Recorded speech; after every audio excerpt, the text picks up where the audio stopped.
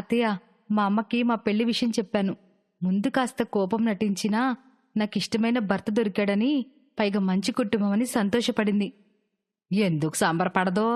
జీతాల కోసం ఇళ్లలో పనిచేసుకునే కుటుంబం నుంచి 5-6 పనోళ్ళకి జీతాలిచ్చే ఇంటికి కోడలుగా వచ్చి ఎందుకు సంతోషపడదో? ఖచ్చితంగా సంతోషపడుతుంది కదా మరి. అలా కదత్తయ్య, మీలాంటి మంచి కుటుంబం వచ్చినందుకు ఆ సంతోషం. అమ్మ పెళ్ళెలాగో చూడలేకపోయింది కదా, అందుకని ఇంటికి రమ్మన్నాను. పెళ్ళయి ఒక్కరోజు కూడా అవ్వలేదు, అప్పుడే ఇంటి బాధ్యతలు కూడా తీసేసుకున్నావా? ఎవరిని ఎప్పుడు పిలవాలో నీ ఇష్టమేనా? ఒక మాట చెబితే నీ కొమ్ములు ఇరిగిపోతాయా? అందుకే వచ్చి ఇప్పుడు చెప్తున్నాను కదా అత్తయ్య.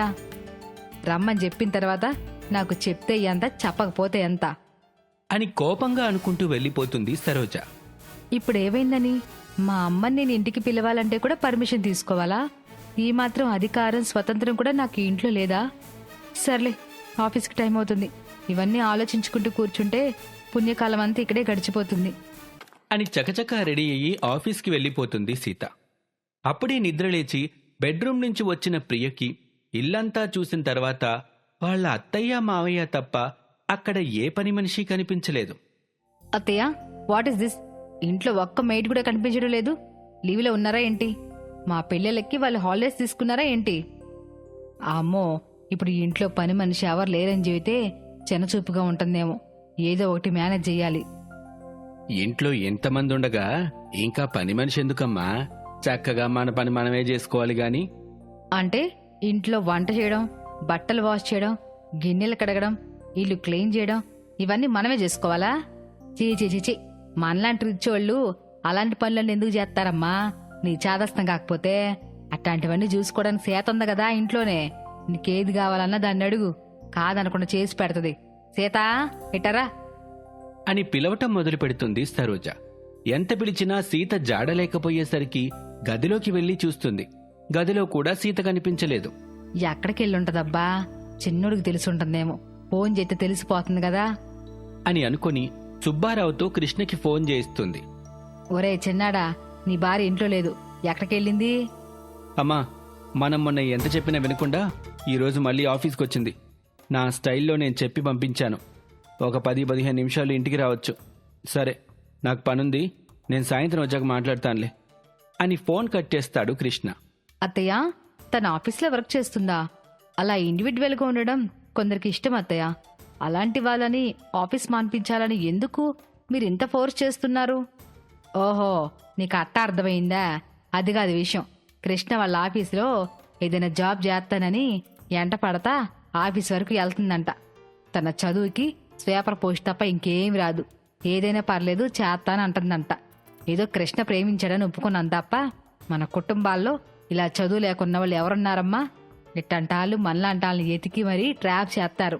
ఇట్టంటివన్నీ నాకు తెలుసు. ఆయన కృష్ణ ప్రేమించానన్నాడని ఒక కారణంతో ఏమనలా. మన చేతిలో పనే కదా, నెమ్మదిగా మనకు నచ్చినట్టు మార్చుకోవాలంతే. ఇట్టంట వాళ్ళని నలుగురు మధ్యలోకి వెళ్ళనివ్వకుండా మన మధ్యలోనే ఉంచుకుంటూ మార్పు తీసుకుని రావాలి. నువ్వు మాత్రం తనతో ఏం కావాలన్నా చేయించుకో. ఇంకొకసారి బయటికి వెళ్తాను, జాబ్ చేస్తానని మాట్లాడకుండా చూడాలి తల్లి. ఇంటి పెద్ద కోడలుగా అది నీ బాధ్యతే మరి. సరే, రానివ్వండి అత్తయ్య. ఈ రోజు నుంచి తన ఇంట్లో కానీ బయట కానీ నోరెత్తకుండా చేస్తా. సరే, నేను కాస్త ఫ్రెష్ అయ్యి వస్తాను అని గదిలోకి వెళ్ళిపోతుంది ప్రియ. సరోజా, నువ్వు చేస్తుంది చాలా తప్పు. కోడలి ముందు మాట్లాడితే నీ మర్యాద తగ్గుద్దని నేను సైలెంట్గా ఉన్నాను గాని నువ్వు ఇట్టాగే ప్రవర్తిస్తానంటే మాత్రం చూస్తూ ఉండలేను. పాపమే, ప్రేమించిన వాడి దగ్గర ప్రశాంతంగా ఉంటాననుకోనుంటది కదా ఆ పిల్ల. నీలాంటి రాకాసి చేతిలో పడుతుందని కల్లో కూడా ఊహించుండదు. ఇన్ని రోజుల నుంచి ఇంట్లో ఉన్న పెళ్ళం కంటే మొన్న వచ్చిన కోడలు గొప్ప అయిపోయిందా మీకు? అంటే నాకు కానీ నా మాటకు కానీ ఈ ఇంట్లో ఒక విలువ లేకుండా పోయిందంటారా? నేను కృష్ణతో సీత పెళ్లి ఒప్పుకుందే కేవలం ఇంట్లో ఎల్లకాలం ఉండే పని మనిషిగా మాత్రమే. అంతేగాని నా ఇంటికి లక్ష్మీదేవిని తెచ్చిన వాళ్లతో, కరువు కాటకాలు తీసుకుని వచ్చే వాళ్లతో ఒకలాగా ఉండడం నా వల్ల కాదు. ఎవరిని ఎక్కడ ఉంచాలో నాకు తెలుసు. అయినా మీకు అంతలో కోపం పొడుచుకొని వస్తుంది ఎందుకు? మీ మాటలు వింటే నాతో తన కాళ్ళు పట్టించి సేవలు చేయించేలా ఉన్నారే. ఇంకాపుతావా నీ నస? నేనన్న ఉద్దేశం ఇది కాదు. ఇది నీకు కూడా తెలుసు. అనవసరమైన డ్రామాలు చేయమాకు. అదిగో సీత వచ్చింది, ఇంక నీ పైశాచిక ఆనందాన్ని చూపించుకో, వెళ్ళు అని పేపర్ చదవటంలో లీనమైపోతాడు సుబ్బారావు. సీత రాగానే సరోజ కోపంగా వెళ్ళి కొట్టడానికి చెయ్యి లేపగానే సీత సరోజ చెయ్యి పట్టుకొని, ఇది మీకు అడ్డుపడుతున్నట్టు కాదత్తయ్య. మీరు ఏ పని చేద్దామని నా మీదకి చెయ్యెత్తారో ఆ పనిని మీ అబ్బాయి నడి రోడ్డు మీద చేసేశాడు అత్తయ్య. ఇంకా మీరు కూడా అంటే నా కోపిక లేదు. ప్లీజ్ అత్తయ్య. సర్లే, ఎవరో ఒకరో నీకు అర్థమయ్యేలాగా చెప్పారు కదా, ఎక్కడైనా అర్థమయ్యిందా ఎట్టాగుండాలో? వంటగదిలోకి వెళ్ళి మా ఇద్దరికి టీ పెట్టి ప్రియా కాఫీ పెట్టి పో. ఇంకా నిలబడి చూసిన చాలు అని అనగానే సీత బాధపడుతూ వంటగదిలోకి వెళ్తుంది. నా జీవితం నాకు అర్థమవుతుంది. ఈ వంటింటి 4 గోళ్లు నా జైలన్నమాట. నాకు నేనుగా వేసుకున్న శిక్ష ఇది. ఉదయం అంతా ఈ జైల్లో, శిక్ష పూర్తయ్యాక రాత్రి వేళ బెడ్రూమ్ అనే జైల్లో వెళ్ళాలి. తెల్లారితే మళ్ళీ ఇదే జైలు. ఫ్యూచర్ ఆలోచిస్తేనే ఎంత బాధగా ఉందో అని ఆలోచిస్తూ టీ పెట్టి తీసుకొస్తుంది సీత. బయట ఎవరో పిలుస్తున్నారు, చూసి భిక్షం కోసం వచ్చిన వాళ్ళైతే పంపించేసిరా అని సరోజ చెప్పేసరికి బయటకు వెళ్లి చూసిన సీతకి దుఃఖం ఆగలేదు.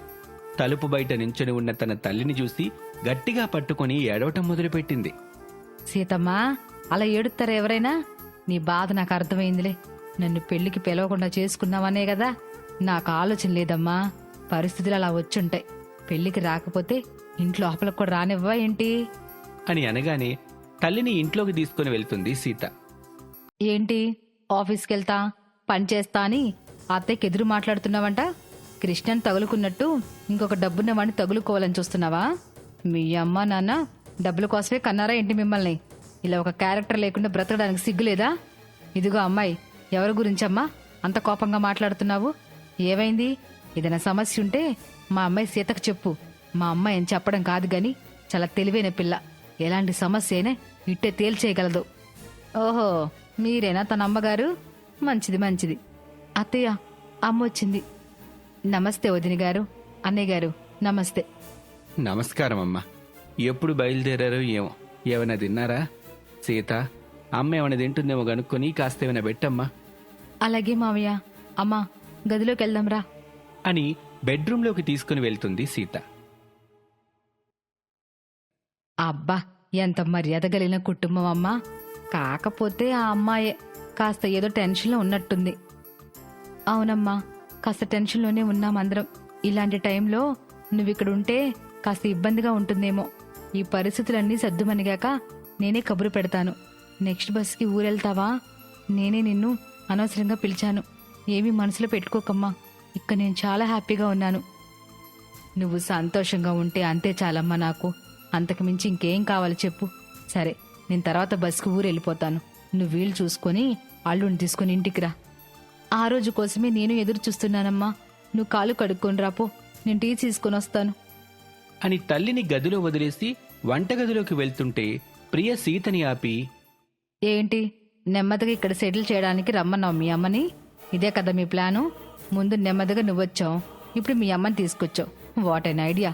మీలాంటి వాళ్ళని అప్పుడప్పుడు న్యూస్లో చూడటమే గాని ఇలా డైరెక్ట్గా చూస్తానని ఎప్పుడూ అనుకోలేదు. మీ కాఫీ అక్కడ పెట్టాను, చల్లారిపోతుంది. మా అమ్మని నెక్స్ట్ బస్కి తిరిగి పంపించేస్తున్నాను. అమ్మకి టీ ఇచ్చి బస్టాండ్కి తీసుకుని వెళ్తాను.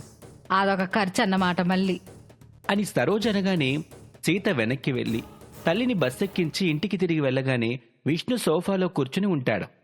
ప్రియా, కాఫీ తీసుకొనిరా. సీత, వినిపించింది కదా, ఇంకా చూస్తావేంటి? వెళ్ళు. తనేమైనా ఇంటి పని మనిషా? నేను అడిగింది నిన్ను, నువ్వు తనకి చెప్తావేంటి? పోయి తీసుకురాపో. సీత, నువ్వు ఈరోజు ఆఫీస్కి వెళ్ళలేదా? ఒంట్లో బాలేదా ఏంటి? అంటే బావగారు, అది అది ఆఫీస్ గురించి అడిగితే నీళ్లు నములుతావేంటమ్మా? మీ అమ్మే వద్దందిరా. ఎందుకో ఏమిటో నువ్వే కనుక్కో. అంటే తనకి జాబ్ చేయడం ఇష్టం లేదని చెబితే నేనే మానేమన్నానరా. సర్లే, అది కూడా మంచిదే. ప్రియకు కూడా ఇష్టం లేదంట జాబ్ చేయటం. మేం సంపాదిస్తున్నాం కదా, మీరు మమ్మల్ని చూసుకుంటే అంతే చాలు. మేం మిమ్మల్ని చూసుకోగలం. సరే సీత, తమ్ముడు వచ్చాక వెకేషన్ ప్లాన్ గురించి మాట్లాడదాం. సరే బావగారు, ఆయన రాగానే ఆయనకి చెప్తాను. చూస్తున్నారు కదా, నా పరిస్థితి ఏంటో నాకు అర్థం అవడం లేదు. కన్న తల్లితో కూడా కాసేపు మాట్లాడలేని పరిస్థితి. ఏ కష్టం వచ్చినా భర్త కూడా మనతో ఉంటే చాలనుకుంటాం. కానీ కష్టం అంతా భర్త వల్ల వస్తే ఎవరికి చెప్పుకోవాలి? ఇంకా కృష్ణ వచ్చాక ఏం జరుగుతుందో తలుచుకుంటేనే భయంగా ఉంది. బంగారు పంజరమైనా అది కూడా బందీకాననే కదా. నా జీవితం రోజుకో కొత్త మలుపు తిరుగుతుంది. ప్రతి మలుపు కష్టాల్లోకే తీసుకుని వెళ్తుంది. నా కుటుంబం ఎలాగో నాతో లేదు. కనీసం మీరైనా సబ్స్క్రైబ్ చేసి నాతో ఉంటారని ఆశిస్తున్నాను. తప్పకుండా సబ్స్క్రైబ్ చేస్తారు కదూ.